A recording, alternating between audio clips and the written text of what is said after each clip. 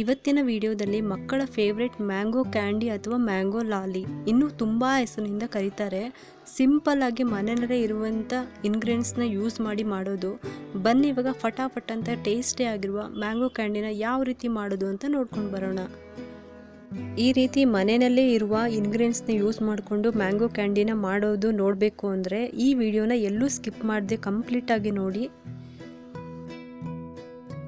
ಬನ್ನಿ ಇವಾಗ ಈ ಕ್ಯಾಂಡಿನ ಯಾವ ರೀತಿ ಮಾಡೋದು ಅಂತ ನೋಡ್ಕೊಂಬರೋಣ.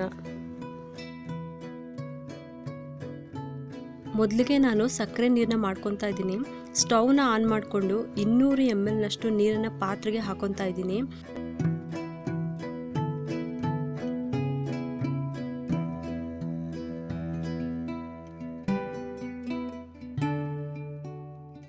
ಹಾಗೆ 100 ಗ್ರಾಮ್ ಸಕ್ಕರೆ ಹಾಕೊತಾ ಇದ್ದೀನಿ.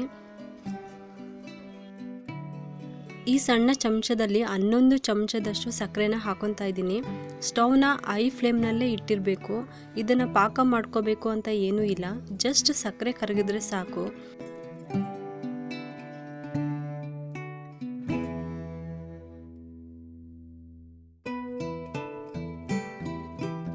ಸಕ್ಕರೆ ಕರಗಿದ ಮೇಲೆ ಸ್ಟವ್ನ ಆಫ್ ಮಾಡಿಕೊಂಡು ಇದು ಪೂರ್ತಿಯಾಗಿ ತಣ್ಣಗೆ ಆಗೋದಕ್ಕೆ ಬಿಡಬೇಕು. ಇದು ತಣ್ಣಗೆ ಆಗೋ ಅಷ್ಟರಲ್ಲಿ ಮಾವಿನ ಹಣ್ಣನ್ನ ಕಟ್ ಮಾಡ್ಕೋಬೇಕು.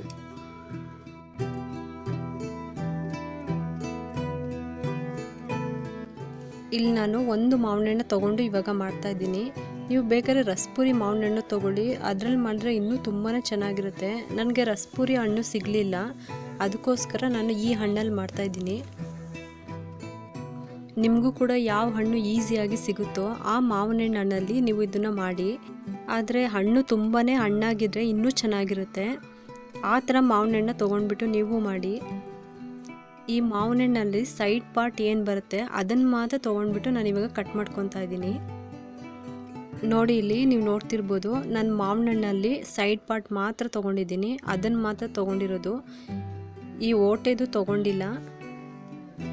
85 ಗ್ರಾಮ್ನಷ್ಟು ಮಾವಿನ ಹಣ್ಣಿನ ತಿರುಳು ಇದೆ. ಇದನ್ನು ಮಿಕ್ಸಿ ಜಾರ್ಗೆ ಹಾಕ್ಕೊಂಡು ಹಾಗೆ ಇದನ್ನು ಒಂದು ಸರಿ ರುಬ್ಕೊತಾ ಇದ್ದೀನಿ.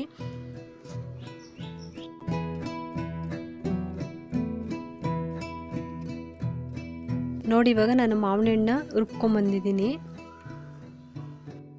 ಇದಕ್ಕೆ ನಾವು ಆಲ್ರೆಡಿ ಸಕ್ಕರೆ ನೀರನ್ನ ಮಾಡ್ಕೊಂಡಿದ್ವಲ್ಲ ಅದನ್ನು ಪೂರ್ತಿಯಾಗಿ ಹಾಕೊತಾ ಇದ್ದೀನಿ.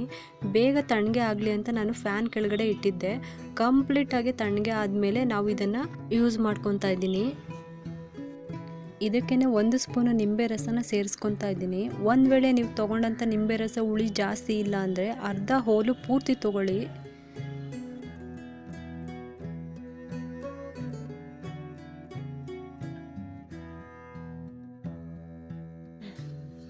ನಿಂಬೆ ರಸ ಬದಲಾಗಿ ಒಂದು ವೇಳೆ ಸಿಟ್ರಿಕ್ ಆ್ಯಸಿಡ್ ಸಿಕ್ಕಿದ್ರೆ ಹಾಕೊಳ್ಳಿ.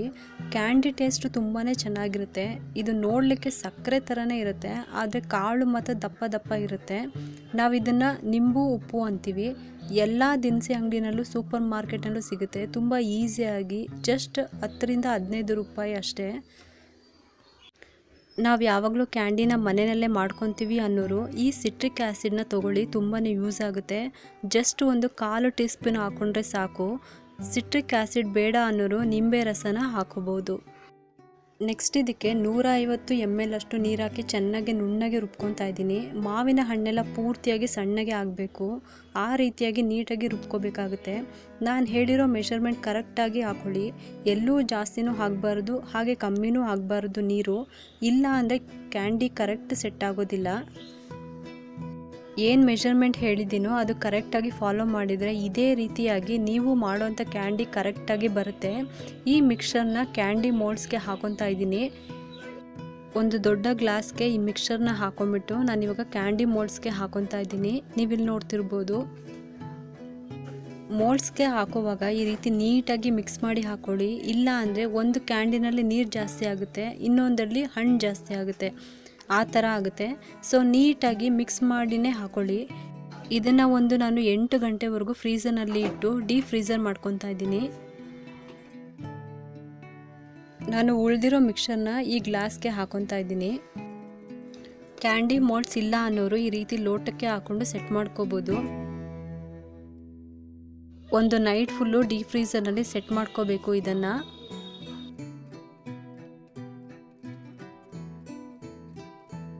ನೋಡಿ ಇವಾಗ ಮ್ಯಾಂಗೋ ಕ್ಯಾಂಡಿ ಕೂಡ ರೆಡಿ ಆಗಿದೆ. ಕ್ಯಾಂಡಿ ಮೋಲ್ಡ್ಸ್ 1 ನಿಮಿಷ ತಣ್ಣೀರಿನಲ್ಲಿ ಡಿಪ್ ಮಾಡಿಕೊಂಡ್ರೆ ಈಸಿಯಾಗಿ ಕ್ಯಾಂಡಿ ಮೋಲ್ಡ್ನಿಂದ ಹೊರಗಡೆ ಬರುತ್ತೆ. ನೋಡಿ ಇವಾಗ ಲೋಟದಲ್ಲಿರೋ ಮ್ಯಾಂಗೋ ಕ್ಯಾಂಡಿನ ತಣ್ಣೀರಿನಲ್ಲಿ ಡಿಪ್ ಮಾಡ್ಕೊತಾ ಇದ್ದೀನಿ. ನಂತರ ಅದು ಈಸಿಯಾಗಿ ಕ್ಯಾಂಡಿ ಹೊರಗಡೆ ಬರುತ್ತೆ. ಮಾವಿನ ಹಣ್ಣು ಮನೆಯಲ್ಲಿ ಜಾಸ್ತಿ ಇದೆ ಅನ್ನೋವಾಗ ಈ ರೀತಿ ಕ್ಯಾಂಡಿ ಮಾಡ್ಕೊಳ್ಳಿ.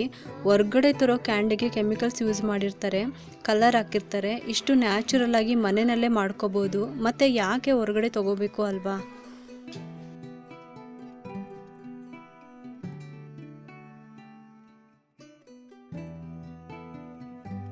ಇವಾಗ ಟೇಸ್ಟಿ ಮ್ಯಾಂಗೋ ಕ್ಯಾಂಡಿ ರೆಡಿ ಇದೆ. ಇದನ್ನು 1 ವಾರದವರೆಗೂ ಡೀಪ್ ಫ್ರೀಸರ್ನಲ್ಲಿ ಇಟ್ಕೋಬೋದು. ನೋಡಿದ್ರಲ್ಲ ಮ್ಯಾಂಗೋ ಕ್ಯಾಂಡಿ ಮಾಡ್ಕೊಳ್ಳೋದು ಎಷ್ಟು ಸಿಂಪಲ್ ಅಲ್ವಾ? ನಿಮಗೆ ಇನ್ ಕೇಸ್ ಸಿಟ್ರಿಕ್ ಆ್ಯಸಿಡ್ ಸಿಕ್ಕಿದ್ರೆ ಖಂಡಿತ ಹಾಕ್ಕೊಳ್ಳಿ. ಸೇಮ್ ಹೊರಗಡೆ ತಂದು ತಿನ್ನೋ ಥರ ಇರುತ್ತೆ. ಒಂಚೂರು ಕಲರ್ ಆಗಲಿ ಕೆಮಿಕಲ್ಸ್ ಆಗಲಿ ಯೂಸ್ ಮಾಡಿಲ್ಲ. ನಾವು ಹೊರಗಡೆಯಿಂದ ತರೋದಕ್ಕಿಂತ ಅದಕ್ಕಿಂತ 100 ಪಾಲು ಬೆಟರು. ಮಕ್ಕಳಿಗೂ ಕೂಡ ತುಂಬ ಇಷ್ಟ ಆಗುತ್ತೆ, ಹಾಗೆ ತುಂಬ ಇಷ್ಟಪಟ್ಟು ತಿಂತಾರೆ.